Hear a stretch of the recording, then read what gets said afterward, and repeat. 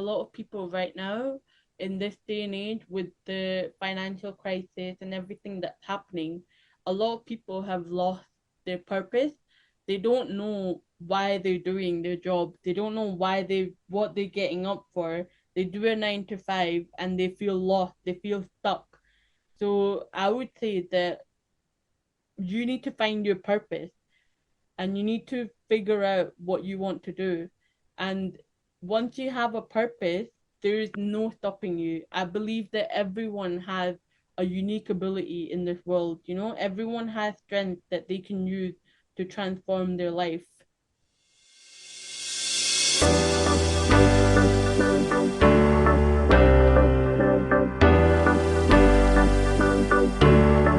Welcome to Super Authentic Tales, where we explore success, motivation, and personal growth. Today, we have an exceptional guest joining us from Scotland. She's a certified Neuro-Linguistic Programming Master Practitioner, and her journey is nothing short of remarkable. Now, before we dive in, I want to acknowledge that I, like many others, have had my doubts about NLP. However, it's essential to maintain an open mind and explore the potential benefits it offers, especially when someone wishes nothing but the best for the world.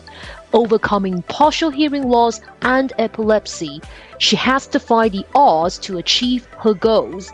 In this episode, she will share her story and reveal how NLP can enhance motivation and confidence, fostering personal growth. So let's get ready for an inspiring conversation as we delve into her incredible journey and the keys to her success mindset. Hello everyone, welcome back to my podcast. Today I'm very pleased to have Mubashra from Scotland. Hello Mubashra, say hi to my audience. Hi everyone. Hello Mubashra. So I think it would be a great start for you to introduce yourself in a few sentences. So my name is Mubashra.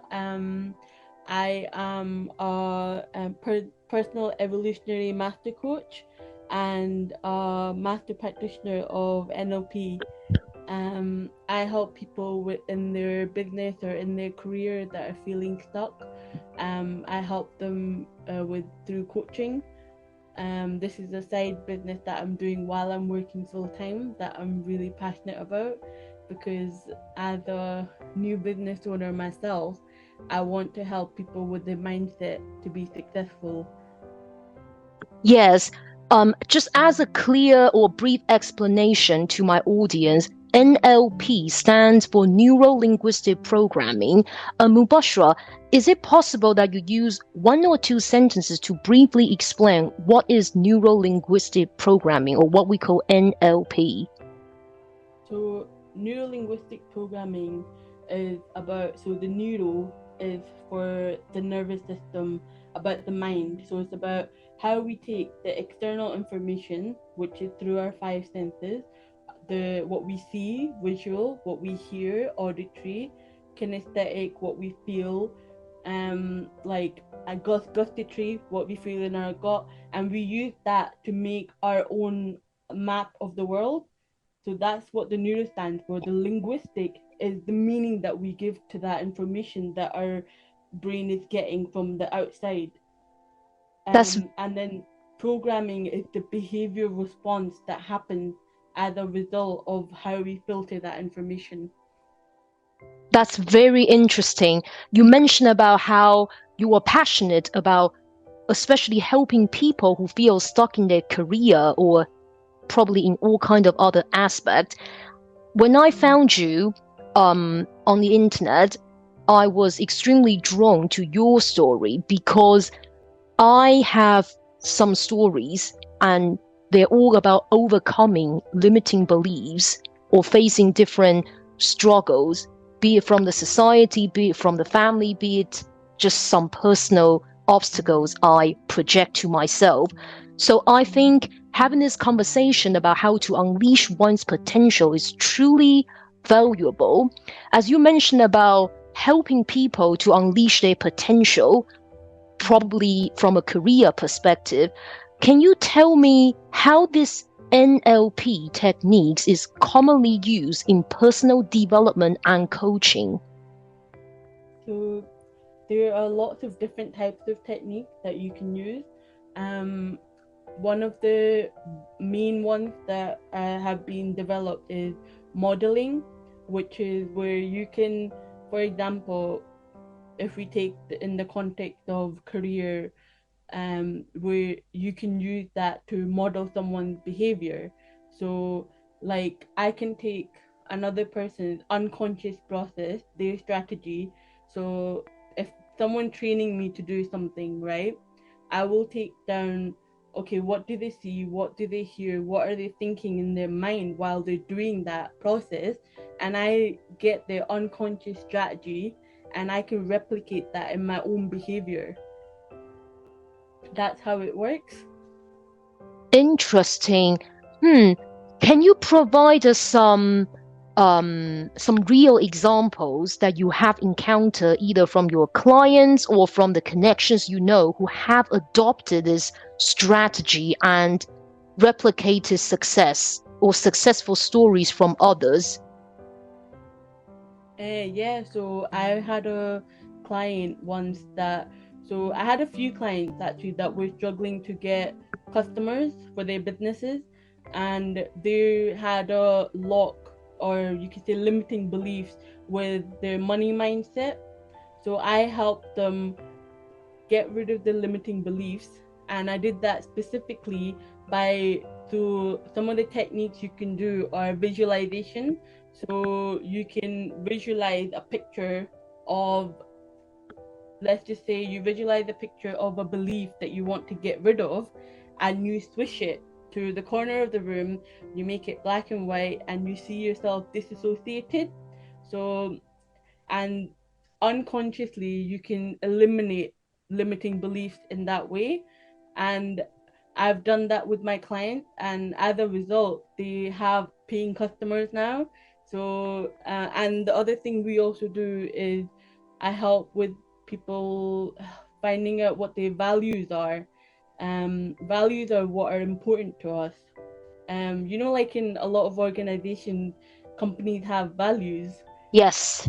A lot of people don't know what their actual values are in their life, because our values are our unconscious drivers that drive our behavior. They motivate us, but most of us don't actually know why we do what we do most of the time. We just think that's just the way we are.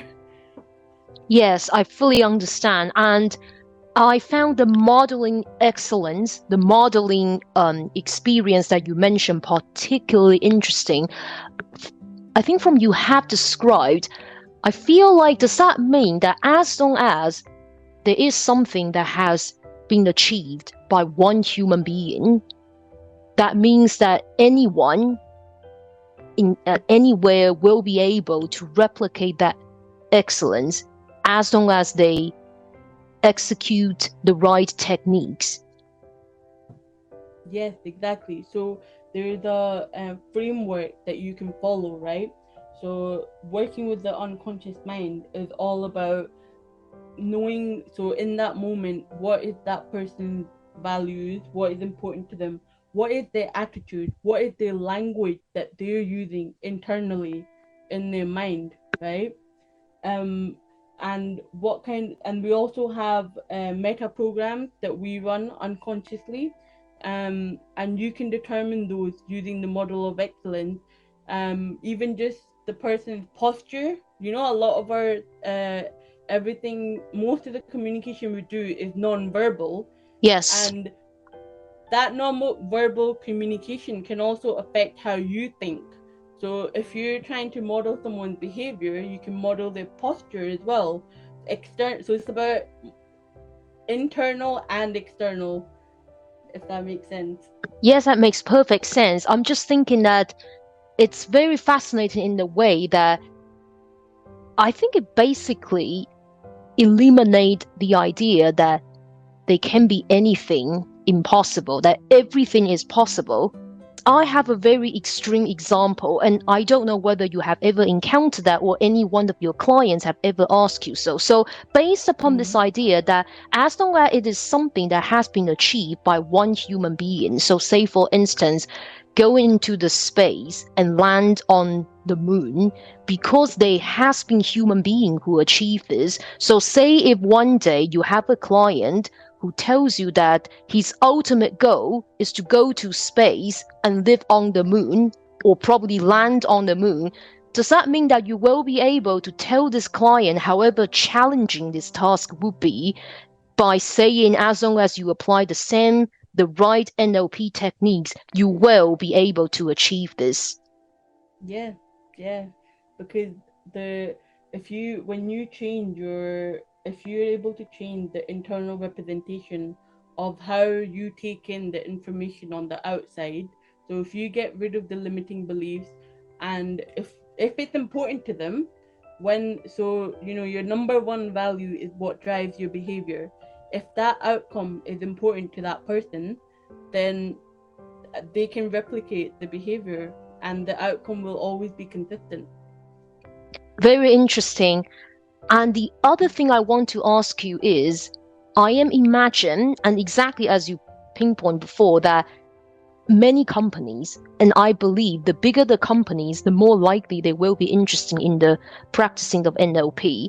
I imagine some of your clients would be from HR, right? Or people from the higher management, like basically Yeah. leaders of the company. It's unlikely to be juniors who come to you for NLP. It's most likely to be people who have the power to lead. Yes, it's mostly seniors, people that are either senior or people that are looking to kind of leave the corporate world to start their own business. Can you share with me one or two examples of the practical stories that you had coaching people from a corporation or business settings, that initially what they're looking for and what they got from you, and what was the outcome in the end? So I actually practice a lot of this at my work, like just helping people because that's what I'm passionate about. So just to give you one example, one of my colleagues that I work with, I completely scrambled his strategy for stress because he would get he would always there would be a build up or whenever there was a lead up to a meeting, right? So we have a meeting at 3:30 every day. So I completely scrambled the strategy, and now he has no fear when it comes to speaking. It's like it's completely gone, and you can see the change in his behavior. It's so fascinating, and it worked really quick. It was literally like a 5-minute conversation that we had, and that was it. Wow. Is it possible that you can provide some more insights that exactly what kind of practices that he adopted to facilitate these changes? So the technique that I did was a really fast one. So it was a visualization technique where I asked him questions and I elicited his strategy. So I asked him questions like, how do you know it's time to be stressed? Because a lot of the time we like the negative emotions that we get are unconscious. We're not aware that there's a strategy happening, Mm-hmm. and most of the time what happens is that people see something and it eventually leads to internal talk, or they hear something and which leads to a feeling inside that, oh, I'm stressed, like it affects your body physically. So I elicited his specific strategy and then I ran it back to him but in a different order. So I said to him, okay, instead of the image of you seeing that you need to write down what you're going to say in the meeting, you hear that it's your turn coming up to speak. Instead of that, can you not just in your mind have an idea of what you're going to say and you're okay with it and you feel confident when you speak? And there's another thing that I helped him with, which was peripheral vision, which is another technique that where you look at one spot in the room and you're Yes. aware of all your surroundings. That was, I think, the most helpful. Can you please tell us more about this idea? I found this one quite fascinating. Mhm. So peripheral vision is when you're, it's basically the opposite to tunnel vision. So Yes. you, and it's the best way to quieten the mind. I mean, we can do it right now. I practiced this like Okay, daily. yes. Yeah. I'm So I'm I'm happy to take it. yeah, go for it. So look at a spot in front of you, and as you're looking at that spot, I want you to become aware of what's on your right. So to my right, I have my window. I can see the sun coming in. I'm still looking at that same spot, and I can see in the periphery of my vision to the left, I'm waving my arm. Yes, I'm following you. Yes, and I'm aware of everything that's around me. At the same time, I'm just focused on that one spot. Do you feel calm? Like it's almost Y- like a sense of relief. yes, I think I'm definitely feel more consciousness from within. Yeah. And if you practice that when you're in a situation where, like where you feel like your mind is running, you've got 10 thoughts at once, you can literally do that in a room full of people. And it's so amazing how you become aware of what other people are saying, what's happening, rather than what's going on in your own mind. Yes, that's very fascinating. But just out of curiosity again, have you Mhm. ever encountered anyone who has not yet um fulfill what they want to achieve through NLP? Yeah, so I had one client that had she had she had this problem where she had pain in her jaw, Yes. and so I helped her with her uh I again elicited her strategy for pain, Mm-hmm. and I helped her to a certain point. However, I think there's a lot of firstly what we get taught is that if you don't progress to a certain stage, there's a lack of rapport with between me and the client. And Yes. then secondly, the other thing was that I think there's a lot of deeper stuff going on within that was happening within my client that she wasn't ready to face yet. Because the way NLP works is that we go deep into the past and we do it quickly, but you have to be willing to face your past traumas. Yes. Like It's just to give yeah. you an example, like my own example, like I've dealt with grief of my dad. So we lost my dad when I was 12, and during the time that I was doing my training, I had so much sadness. Like I was crying every other day because the way it works is that your unconscious mind is bringing up all these old things that have been, that I've buried, and Mm-hmm. it's up to me. It was up. I had the choice whether I wanted to get rid of that emotion, and then accept that look, this is what's happened. This is the situation that I've had, and I can move on, or I can keep allowing that emotion to keep coming back and the negative pattern to keep repeating. So it sounds to me that NLP essentially is a process of knowing yourself, understanding that why you possess or own certain emotions, gestures, feelings, and once you understand why you're having them, you will be able to exert more control of your behaviors, thoughts, and eventually exert the influence on the outcome.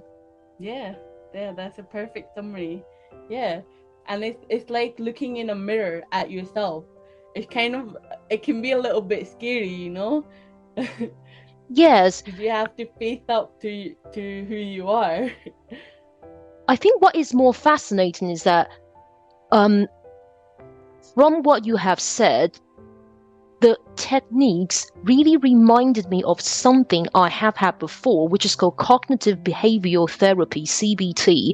I think it's a talking therapy you must be aware of, which is a very common practice within the psychological realm, and is often provided to people who are stressed, potentially maybe mildly depressed, having anxiety disorder. And the way how it works is, I think, as you can imagine, there will be probably an advisor or a therapist who talks to you, and you will have exercise to do on a weekly or maybe bi-weekly basis. And I think the exercise to help you understand why you have a certain emotion. So perhaps my question is, how does the NLP different from CBT in your perspective? So I think the way NLP is that it's more like an attitude. So it's more like having a curiosity and willingness to experiment, and I think that's why there's a lot of controversy around it, because it's not just, for me, it's not just technique. It leaves behind a trail of techniques, but it's about continuous experimentation. So whenever I do something with a client, I test it to make sure, has it worked? Have we completely eliminated the limiting belief? Have we completely eliminated that negative emotion in the context of that we're speaking about? And the other way I think it's different is that it's very, very fast. It's not slow, because I know people that have had counseling and CBT, their behavior has still not changed in the long term. And it's because, firstly, I think NLP is about, it comes from the perspective of the client has to be ready to make the change. They decide the outcome, Yes. and so it comes from them what they want. And this is why it's so important for me to know what are my clients' pain points, and for them to recognize it too. And I think that's why NLP is a lot more effective, because it starts with the client, where we start from the very beginning on what is the outcome that they want, and we set out to achieve that quickly. I found the rapid and profound personal transformation, which is often emphasized in NLP, quite fascinating. And I have this not imagination, because I believe that that probably is happening now in the NLP world, is because the fact that is the rapid and profound personal transformation that is often described as the highlight of NLP. I am wondering whether NLP master practitioner like you is often involved in the transformation of people who have committed like very serious crime or offenders, because I think one of the key in them is, in addition to punishment, in fact, I don't even think punishment is the key, is to help them change, is to help them acknowledge that what they have made is wrong, because the fact that NLP is said to be able to introduce this rapid and profound personal transformation. Can you explain or share from your perspective whether this has been used very commonly in the context, say, the transformation of people who have committed very serious crime? So I haven't had personal experience of it, but my trainers have. They had a client who was actually in jail, and it comes back to the pain point, because he was ready to face up to what he had done. I think he was in jail for burglary, and Yes. while they were doing the therapy with him during the session, they were doing a technique called parts integration, and he got stuck, because he wanted to let go of the part of him that was angry, and then there was a part of him that wanted to let go. And I think that's why it's so amazing, because we are coming from a point of view where we don't judge a person based on their behavior. It's always about it's about what's the intent behind that behavior. And then I would say, secondly, even if someone told me what their intent was, I could never know. Like, one behavior doesn't define a person for the rest of their life. Yes. That's what I believe. Then, yeah, I mean, this is a very fascinating topic. I do want to know that how do you encounter, for instance, say if you meet a client tomorrow and the client is interested in the field of NLP, but the client knows very little about it, how do you encounter his or her worry about whether this entire thing is based upon psychological principle rather than, say, anecdotal experiences? So the way that I do it is, so like, I'm Pakistani, right? I'm Asian. So one of my clients was Pakistani, and we have a lot of, kind of, you could say, not misconceptions, but there's a lot of, what's the word? There's a lot of unknowns around coaching, around NLP, and Yes. the way that I convinced her was, I said, "What results do you want? I can help you get the results that you want." And because she was at a point in her life where she had tried different medications, she had tried everything, and I've been in that position too myself, so I can say from my own experience, I have tried this stuff and it works. Because if you were to say, for example, if we take medication, right? I'm from a pharmacology background, so I used to do my research inside out about medicine. We've never looked at the long-term effect of medication, but we Mm-hmm. believe that they work. So when you believe that something is going to work and you come from that standpoint, you're giving it the full opportunity. And that's what I tell my clients, that you have to be willing to believe that this could work, and then we go with an open mind. I have a very extreme example that I Mm-hmm. want to ask you is, Yeah. imagine if you have a client one day who's having or who has been diagnosed something that is considered terminally ill, like she or he is not going to be recovered. Would Mm-hmm. this NLP, would that work in helping him or her believe that he or she will still one day be fully recovered from the illness? So I wouldn't say that I'm a doctor. I would still encourage them to seek the medical assistance of their doctors. However, I can help with the pain that they experience.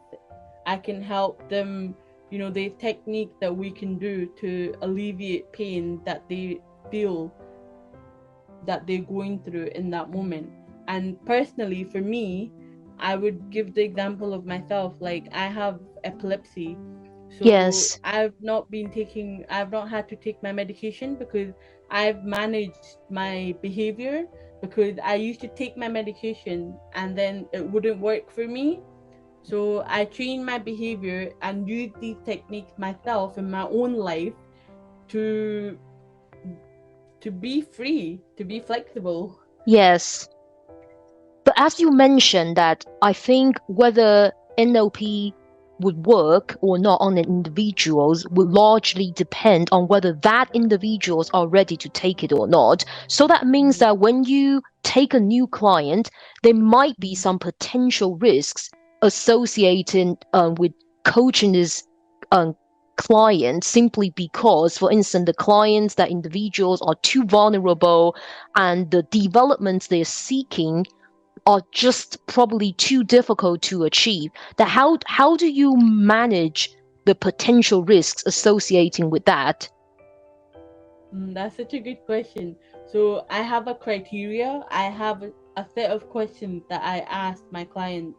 So before actually they become a client, I would do a call and I would ask them questions to figure out what it is that they want. And the way the questions are designed is for me to know if they're ready to deal with the problem or not. Mm-hmm. And do you need to know that what they want to achieve ultimately? Yes, so I would ask them questions like, what is the desired outcome that you want, and how will you know that you have it? How will you know that you won't have it? And they have to be willing to take the action, because they need to recognize that me not taking the action, what will that lead to? And if they're ready to go through what, because a lot of the sessions that we do, and from my own experience, it brings up a lot of emotions, because it's Yes. unconscious. You don't choose to just be sad one day, right? But when we deal with this stuff, the emotions start coming out. And if I when I see and I can recognize from when they say that, look, I want to deal with this because, like my client that had the pain in her jaw, she tried everything else, and she said, look, this is the last resort for me, that I want to try this, and then after that I don't know what I'm going to do. Yes. And I want to ask you one thing.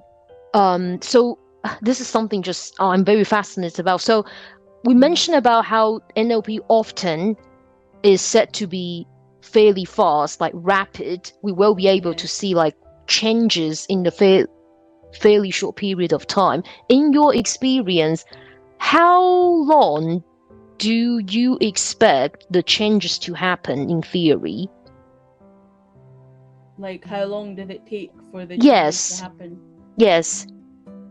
So literally within that moment, you can see the physiology change.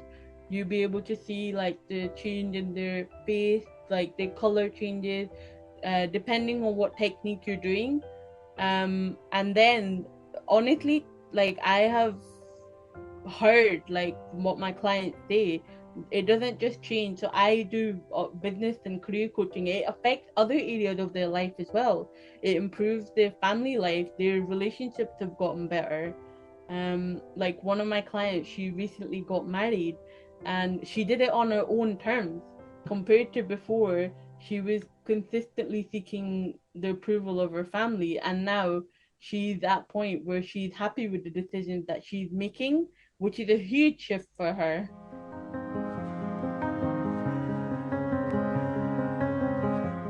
So Mubashra, I really want to focus on the rapid transformation NLP aims to achieve. I think it would be a good idea if I use myself as an example. You can just pretend that I'm your client. So I am personally having confidence issue, and if I am right, that confidence was coming from, for instance, the way how my family brought me up, a little bit related to my upbringing, probably a little bit related to my personalities. And I think that confidence issue, in many cases, can exert negative impact on my work, because that means that I would have doubts in myself, always questioning whether I will be able to achieve this or that. And that's also reflected in me not feeling very comfortable taking compliments, or always overthink, always assume the deadly worst. So, from your perspective, what should I do to reverse this or to completely get rid of this? Okay, so there's so when you're saying that you have confidence issues, um, from the way that your family brought you up, um, and that had a negative effect on your work, Yes, and you question yourself, what emotion do you feel?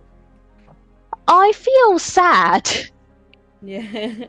Okay, so let's just, I'll make this really, really quick, right? So when you feel sad, can you make a picture? Can you see a picture of a time when you were really, really sad?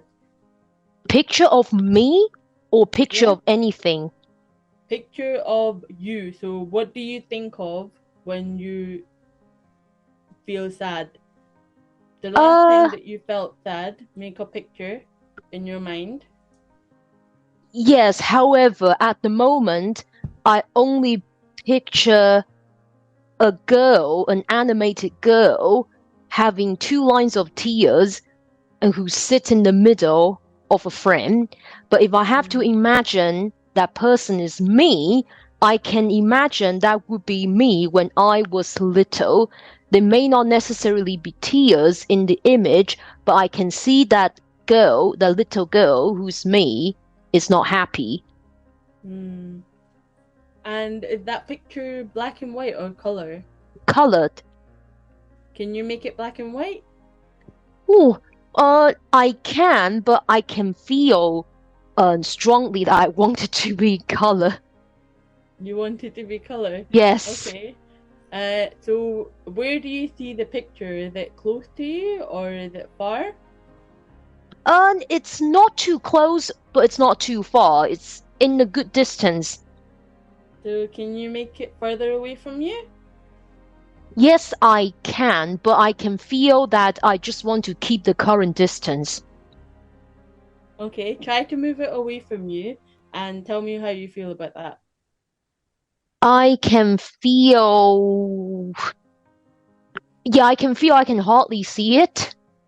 Yeah, and then now when you make it further away, as you make it smaller, make it black and white, put it into the side of the corner of the room, and then just make it the size of a post-it stamp, so small that you can't even see it, and then you see yourself kicking that image. Can you do that? Yes, I am. I think I'm doing this consciously in my head. Yeah. And how do you feel? I feel I'm trying to forget that I was once a sad girl. Hmm? How do you feel about that old emotion? And I can see that I am forgetting the emotion that are negative. Great. And then what if I was to ask you, what do you think you see yourself doing differently in the future when you want to be confident? Probably practicing the same thing that you told me. Interesting. Is it the typical practices? Like this is a that was the end of a routine practice in NLP, or there will be something that followed. So this is it. So once I've completed it, I future test. So I'm testing with you in the future. What will you do different? And that is me future pacing to ensure that the technique has worked. And if it didn't work, you would have said, "Oh, I don't see my behavior changing, or I still feel the emotions." Right, but instead, what I said is that I will practice what you have told me. Exactly. So that means that instead of feeling that emotion, you're doing a different behavior. You're visualizing and you're moving that image down and you're getting rid of that emotion in that moment. Is that right? Yes, however, when I was receiving this technique, what was Mm-hmm. in my mind is something I have seen in the film called Inception. I think you probably have seen that film as well. I think in Yeah. the film there is a famous line. It's not really that famous, but an actor once that said in that film that when you were being told that don't think elephants, what do you think? You think elephants. So I have to say though, maybe the reason that I will practice what you have told me is because you just told me what I should practice. So it's like because of you just told me, so obviously I will say exactly what you have said. To a certain extent, because I can't tell you to continue this in the future. So I'm just asking you the question, and you're choosing to say yes in the future. That is what I see myself doing, and like in the past I've had times where someone done the coaching to me and they asked me the question, okay, what do you see yourself doing in the future? And I said, in the future I see the sadness, and I see me being sad, and then I try to do something different, but it comes back. So it depends on the response or Mm-hmm. of how the person has taken it. And may I know that often when your client says, for instance, something I said that they will practice the techniques that you just show them, do they actually do that in real life? Yeah, they do. So, like one of my clients, she was having a lot of stress at work, and Yes, it was completely affecting her. It was actually affecting her health to a point, and she didn't even know that she was getting affected by what other people were saying. And then she would come home and she would kind of overthink about all those things. And then I gave her her tasking, which was that she was to disassociate herself, which is what yes, we do in this technique, where you take your body out of the picture so you're not seeing yourself feeling the emotion. And she did that for, like, she visualized her whole day from start to end, but she was outside of her body, so she wasn't experiencing the emotion. And that led to a really, like, huge transformation for her, because she started to notice the difference in her behavior. She wasn't being affected by what other people were saying. She was taking it in a different way. It changed the meaning that she was interpreting from the words that other people were communicating. yes. And as you said, that I can see that a lot of your clients, they are they have come to you because they want to deal with work stress in a more effectively way. And I can completely relate to that. In your knowledge, has NLP been largely practiced by many companies, especially big corporations? Oh, sorry, um in the context of managing stress. no, to be honest. In the context of managing stress, there isn't. There's a lot of focus right now on mental health, Yes, as opposed to, because the way NLP works is quick and it's fast, and that's why I'm so passionate about bringing it into the workplace, where people can quickly deal with the emotions, and they can respond better in difficult situations and be more flexible in their behavior. yes. Again, that we're talking about quick and fast in this NLP. My question to you is, I believe that this worry I'm going to say is probably shared by people who are also interested in NLP, which is the day I stopped executing the techniques, for instance, in the example that we just did, that would be me trying to throw away the sad girl in the picture and make it into black and white, making sure that it's in the tiniest corner of the room, and I will kick that sad girl image every now and then whenever I feel that the confidence issue is hitting me. I wonder, the day I stopped implementing that techniques is probably the day how the NLP would stop working, right? Um, it depends, because it depends how rooted the behavior is for you. So if you have a negative pattern or a behavior that is being run unconsciously, I've completely eradicated that. So the way that I've done, like, for example, just to the my client that I help with stress, her strategy for stress, she didn't repeat it again. She was consistently telling me the learnings that she had throughout the technique. She said, "Oh, I feel like I'm not gonna take what they said in that way. I'm interpreting what other people are saying to me differently." Oh, and she had a belief, for example, about that her memory wasn't good, right? Mm-hmm. And so I did a similar technique, and her belief changed.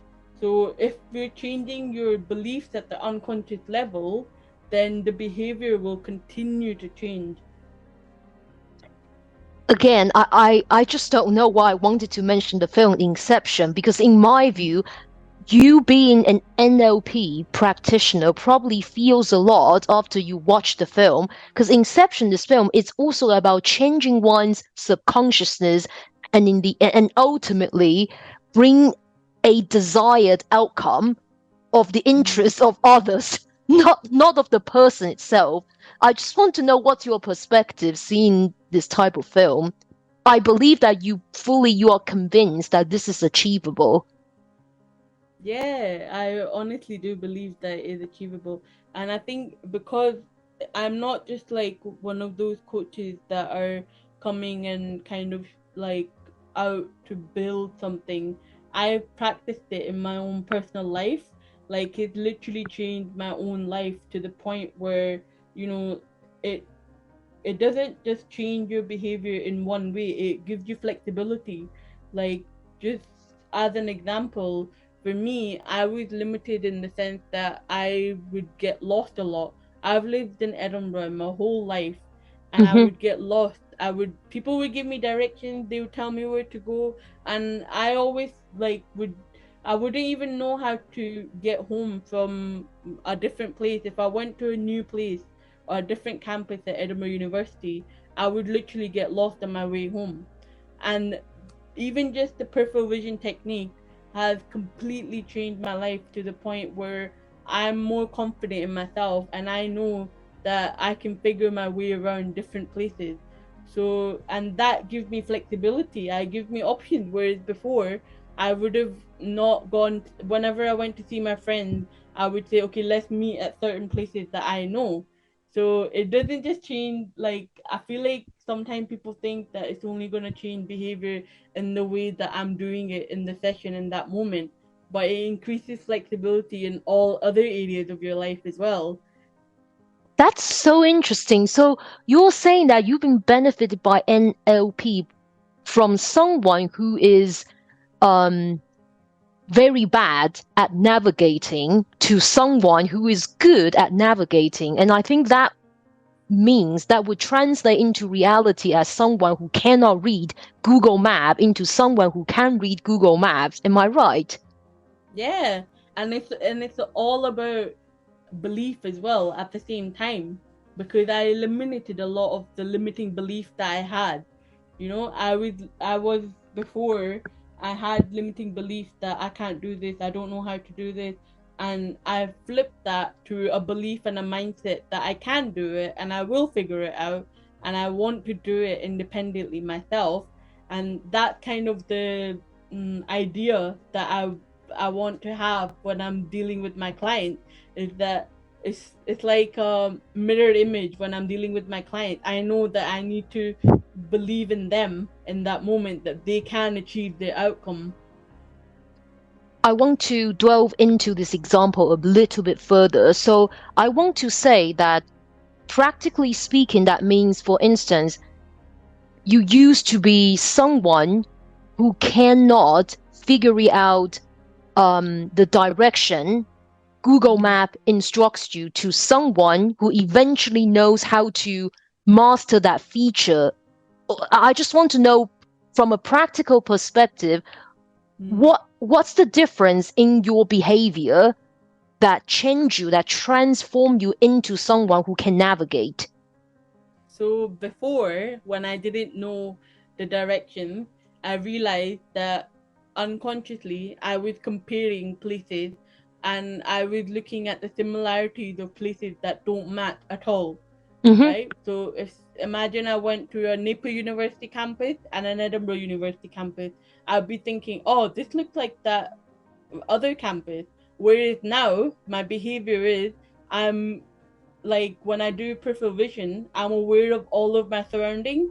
I'm looking and I'm more aware and I'm thinking to myself, okay, where am I? What is my route? How am I going to go back? Whereas before, I would be panicking. I would have anxiety. Like, I would literally be like overthinking. I wouldn't know where I was going and then I'd get lost. Whereas now Yes. I'm more aware of where I'm going. I'm more aware of my own patterns that I've been running. So I know what I'm good at and I know what I'm not so good at. So I work on that. So when I'm going to a route, I'm trying to think, okay, what's the way back? If I was to go back home from this route, what would it look like? And that really helps me because that's less easy for me. Some people do that naturally. Yes, I finally get your point, and I can literally relate to the change. So I can see that you are a lot more wary of the surroundings, because that's one of the key in knowing how to navigate. For Mm, instance, I'm a very visual person. I'm not mm, very good at remembering the route, but I mm, can tell someone that, oh, we have been to this place before. I remember this street. And I mm, think in the past, you probably only focusing on the building you were in, whereas now you don't just focus on that building alone. You will be able to focus on the building and the building next to it and the yeah. surrounding, because you feel a lot more confident in your ability to do so. Yeah, and the overwhelming emotion that usually comes up is not there because I've learned to, because when I'm in peripheral vision, there's no like chit chat in my mind. My mind is calm and I'm able to focus. And this is something that, like my brother, he said that he's good at navigation. He does this naturally. So this is where the almost, you could say, like the modeling could come in. So I could literally model him, and I've asked him, I said to him, how do you know the route? So he said that, oh, when I'm going a certain way, I know how I'm going to get back. So that's what I try to do when I'm going one route. I'm thinking, okay, what's the opposite to this? How do you get back? And I visualize it in my mind, which is less easy for me to do, you know? And that's Yes. how you change the strategy, because you're you're almost doing it like you, you're doing something that's not natural to you, but it could be natural to someone else, and it helps you. Yes. And there's one thing that I've been thinking is, as NLP essentially is about changing one's mindset, and that would ultimately affect that person's behavior. Do you know, or would you worry as an NLP coach, master, that this idea might be used in a bad way? For instance, some people, they might want to use NLP techniques to brainwash someone to to to fulfill some of their needs, or basically to commit crimes. How does this field ensure that this NLP is only going to benefit people in a good way, and it will not be used negatively to benefit anyone? Mm. So to give you an example, right, with NLP, the way it come about is auto hypnosis, right? This is where Yes. the misconceptions come from. So, for example, I've done hypnosis training as well. So I'm trained in hypnosis. I'm Mm-hmm. a hypnotherapist. So when someone did hypnosis to me, when they were giving me instructions, I had the choice. I would never do anything that went against my values.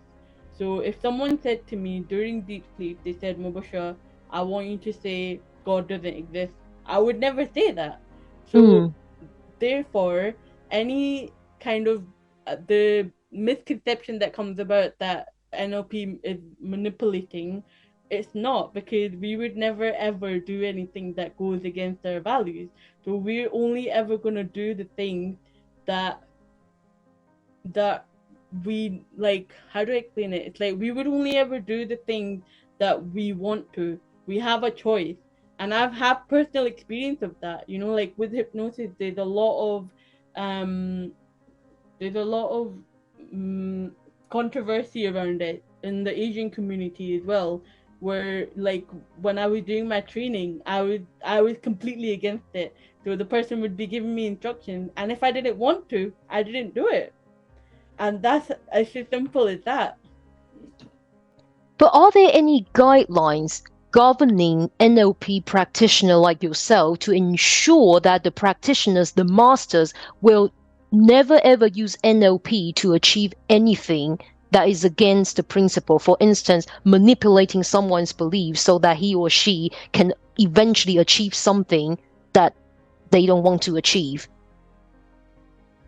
This is where it's a bit of a grey area, because I think there isn't a lot of governance around it. You do have to be certified to be a trainer and to do hypnosis.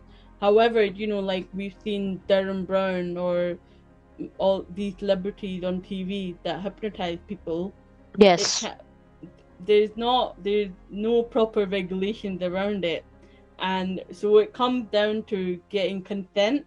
So if I was to do any hypnosis on anyone, I would get their consent. Similarly, even with an NLP technique, some of the techniques that are working with the unconscious mind, I ask my client, is it okay with the unconscious mind too?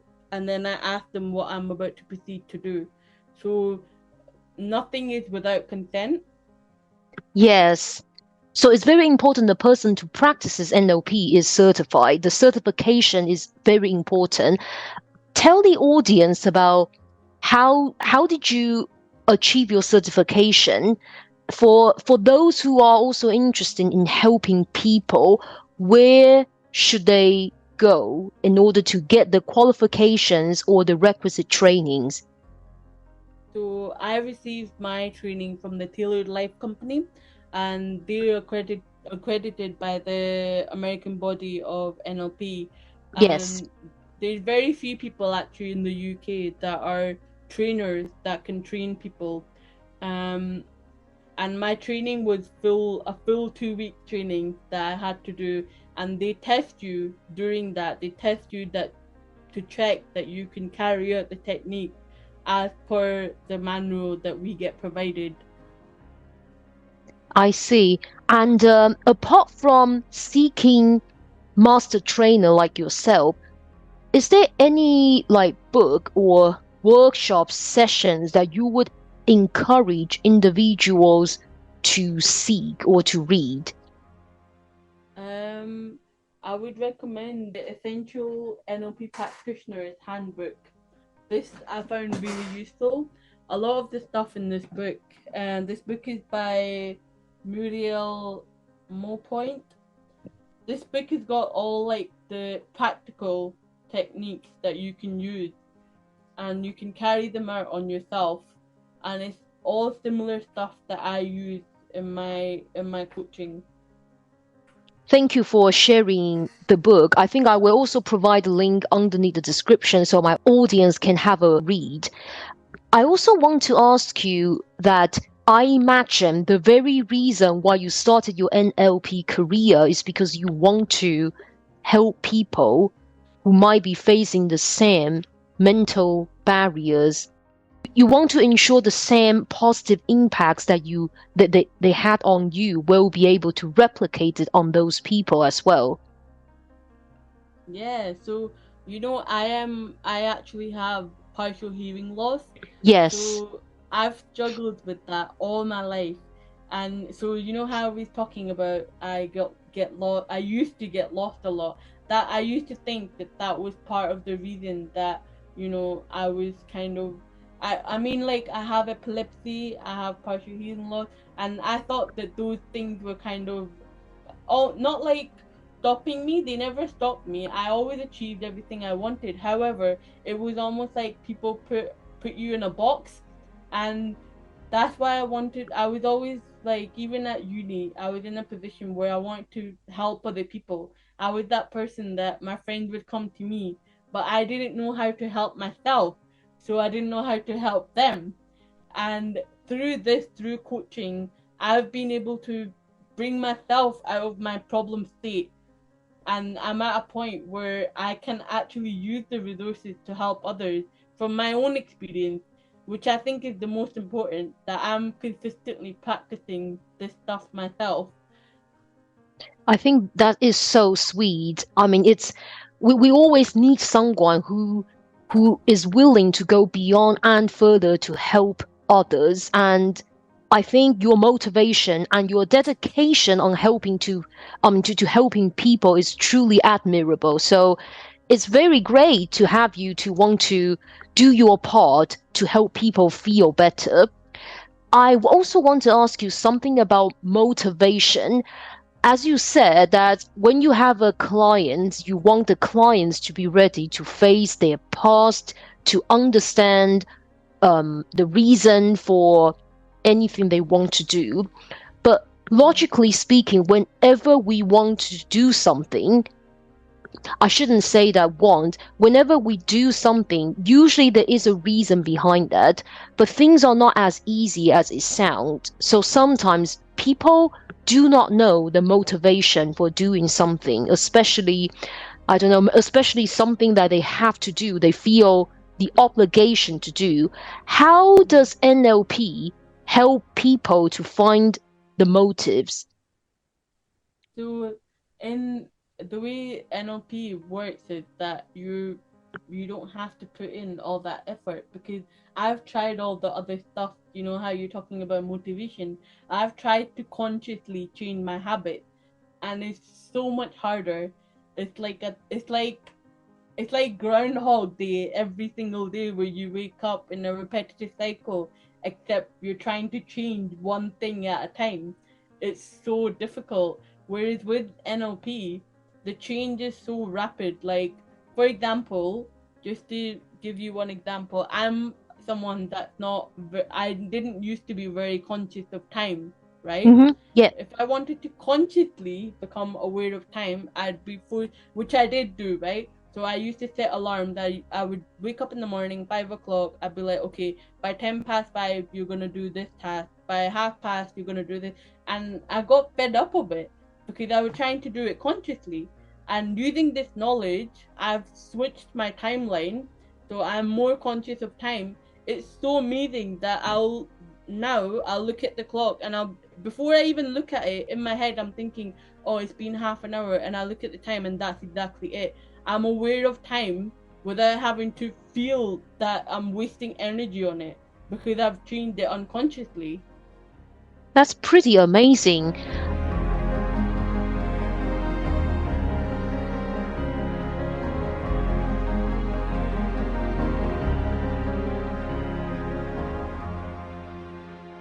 You're talking about your personal changes or personal impacts NLP has on you, and the fact that you have helped many different people.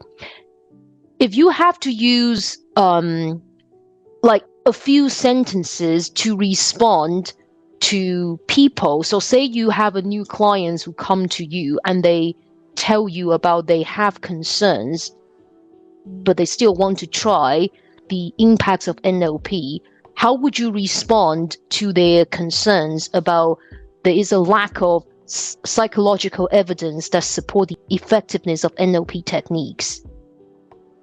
I would ask them what their outcome is that they want to achieve, and if they're willing to work for it, because they're still going to have to do work to achieve their outcome. And Yes. I would ask them, okay, I can give you a 6 week time point in which we can achieve your desired result.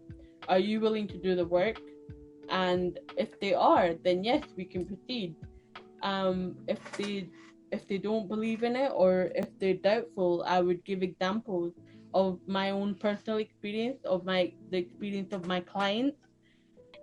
If we want to, conclude your NLP journey with the sentences, that would be you trying to help people to be happier, to get a life that is much more fulfilling and more inspirational. What is your advice to people as an NLP master practitioner to eventually enjoy a happier life? I would say that a lot of people right now, in this day and age, with the financial crisis and everything that's happening, a lot of people have lost their purpose. They don't know why they're doing their job. They don't know what they're getting up for. They do a 9 to 5 and they feel lost. They feel stuck. So I would say that you need to find your purpose, and you need to figure out what you want to do. And once you have a purpose, there is no stopping you. I believe that everyone has a unique ability in this world. Everyone has strength that they can use to transform their life. And that's Yes, what I want to do. I want to help people be able to create their own path to success. I cannot agree with you more. That is a very strong remark. I actually forgot to ask you one thing, which is Mm-hmm. the occupation called life coach. I want to ask you this because I remember a couple of years ago when I was sharing a house with a couple, and I remember the lady of the house, her job is life coach. And at that time, I had no idea what life coach is. And then I look it up, I realize life coach is someone who talks to people to help them unleash their potential, to speak to them, to understand their concerns. So they basically help them to have a better lives. I imagine nowadays life coach, many of them, they are also practicing NLP, right? Or they probably used NLP to coach their clients. Yeah, they do. And this is where I think that this will, you know, how you asked earlier if NLP is being practiced in the workplace. It isn't yet, but I think it will slowly start to come in because there's a lot of people that are, they don't want to just stick a 9 to 5. They want more from their workplace. And I think that workplaces are going to start to give life coaches. They Yes. need to give life coaching to people. And of course, this is going to use NLP. So in your view, how is a life coach different from NLP master practitioner? Or should I say that the NLP practicing is part of a life coach? I think it is part of it. Like it's all very similar. The term life coach is more of a trend nowadays, I would say. Um, Whereas NLP is a very, it's got a framework that we follow, right? Yes. Um, Whereas coaching is slightly different. Life coaching. Um, I think it comes under the same umbrella because NLP impacts not just one area of your life. It's gonna improve other areas of your life. Therefore, I would put it under the same umbrella. Yes, I agree with you. And I was very pleased that I met this lady and learned this occupation called life coach because in where I'm from, originally in Taiwan, there really isn't this occupation. I was very pleased to know that there are people who are willing to spend time helping people to get a better life. It's really not easy. And as you said, that these days, due to the financial crisis, many people just lose their purpose. They do not know what they do this, and it can be very miserable. So the world definitely needs someone like you who wants to contribute to the well-beings of others. Yeah, yeah. And you know, I hope that even just through, if I can help one person achieve their potential, that could mean that the way that it works, it's not like counseling where you keep coming back. The purpose is that by the end of the sixth session, my client should be free. They're free and they don't need to come back to me. And that's what I love about it. I love hearing about their success even after we finished our sessions, and they're telling me, Mubashra, oh, you know, like I did this, I got this many clients, this happened. It's amazing. So, Mubashra, I want to talk about something that is really close to my heart. That is depression. I'm pretty certain that you are aware that depression has been one of the top five. I'm not entirely sure whether five is the right word, but it's one of the top reason claiming especially young people's lives. I want to know how NLP has benefited people who have been diagnosed clinically with depression. I don't have statistics in my mind of how it has helped, but I am aware of. Um, I know that my trainers, they've helped people that have had depression, and they've helped people that have had other medical illnesses as well, and they've helped them come out of that state to move forward, move on in life. So, just out of curiosity, has there ever been a dilemma where the clinical professionals, such as psychologists or psychiatrists, object clients or patients receiving any NLP treatments?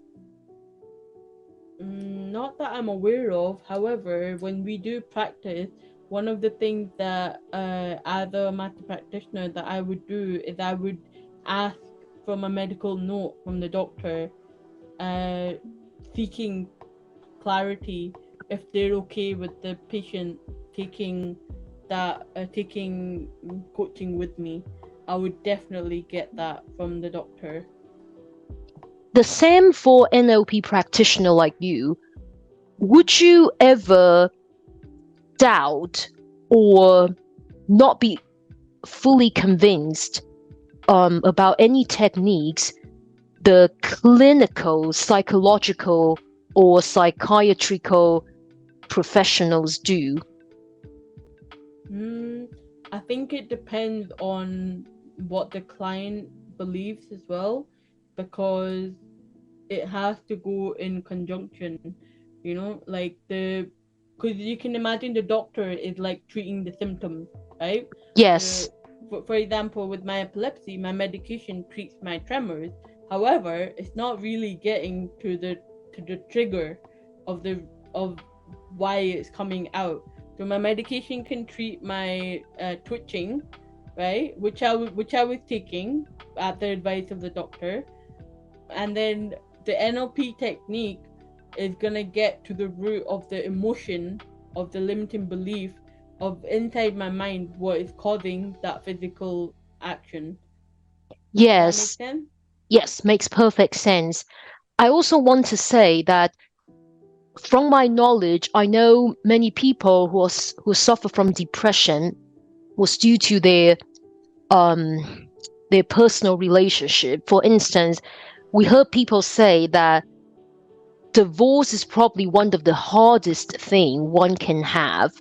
So how does NLP help people overcoming any relationship setbacks? Hmm. I think the way it helps is that it helps you work on your relationship with yourself first and foremost. It helps you understand yourself better, helps you understand your emotions, why you're feeling a certain way. Because Yes, I think depression comes in so many forms. It's not just like sadness, it can be numbness. yeah, And it's about get like I've experienced it, and it's about getting to the root cause of why you're feeling that way, and then getting the learnings from that experience to be able to move forward in a positive way. And then that yes, automatically improves your relationship, because if you're able to have a better relationship with yourself, if you respect yourself, if I value myself, other people's behavior, it's like looking in a mirror, their behavior automatically is different. They treat me better, they treat me well the way that I'm treating myself.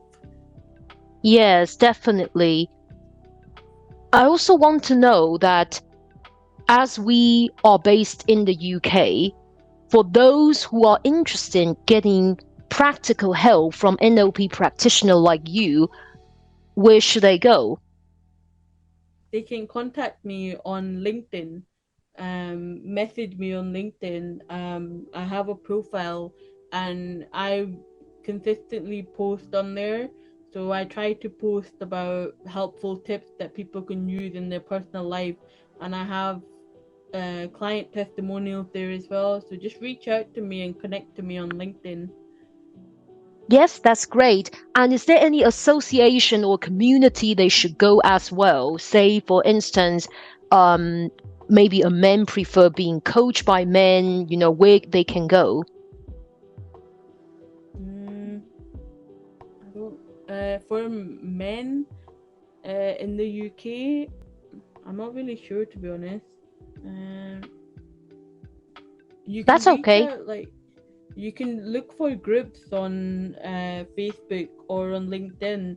There's lots of groups like for mental health, and there's NLP groups as well that I've seen on LinkedIn that people can join. That's great.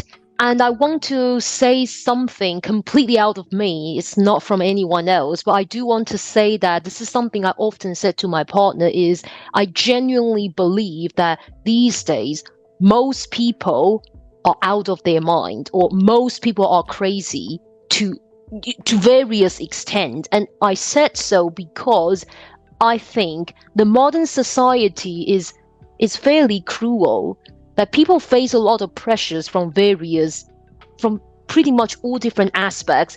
You cannot compare a modern human being to a human being, say, in 4,000 years ago. I think the pressure is enormous now compared to what they had in the past. And that's the reason why I think if everyone nowadays is crazy, then it's very important for pretty much everyone at certain points in their life to seek help. What would you say to people to encourage them to seek help, to look after their mental being a lot more than they used to? I would say speak, especially for men. I think, I don't know if this is just my perception, but I feel like it's even more difficult for men. It's changing a little bit now where men are able to express their emotions a bit more. But I feel like, yeah, like you say, it's so difficult in these times, and the pressure is so immense. I would say speak. That was the one advice that I got given, and that literally, like, speaking, even if you feel like it doesn't make a difference, you're speaking, you're letting out your problem rather than keeping it inside you. It will Yes. shift. It will cause a shift, even if it's in a small way. It will continue to make shifts and transform your life in little ways if you continue to keep speaking about whatever issues you're having. Doesn't matter if it's with a professional, even if it's with a friend, with a someone that you love, just speak.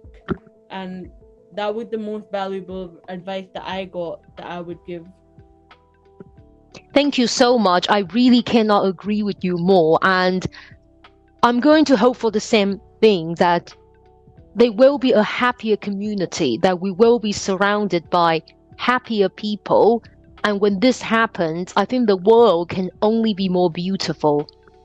Yeah, I totally agree. I think when we like, I think a lot of the time we keep silent, thinking that no one else can feel our pain, but actually, there's everyone can relate. And when we start speaking, people relate to us. People speak, and they come, they help, they support. Um, yeah, I completely agree with you. Thank you, Mubashra, for coming to my podcast and share your experience. I hope I will speak to you very soon again. And when that day happens, you will be able to share more, incredible experience or examples of people, how they transform their lives from this state to a state where they're also influencing their happiness on other people. Yes, I hope so too. Mm. Yeah, exactly. That's a wrap for today's episode with Mubashra. If you enjoyed this conversation and found it valuable, please show your support by following the podcast and leaving your comment. Your engagement keeps me going and growing. Once again, thank you for tuning in to Super Authentic Tales. Remember, your feedback and support mean the world to me.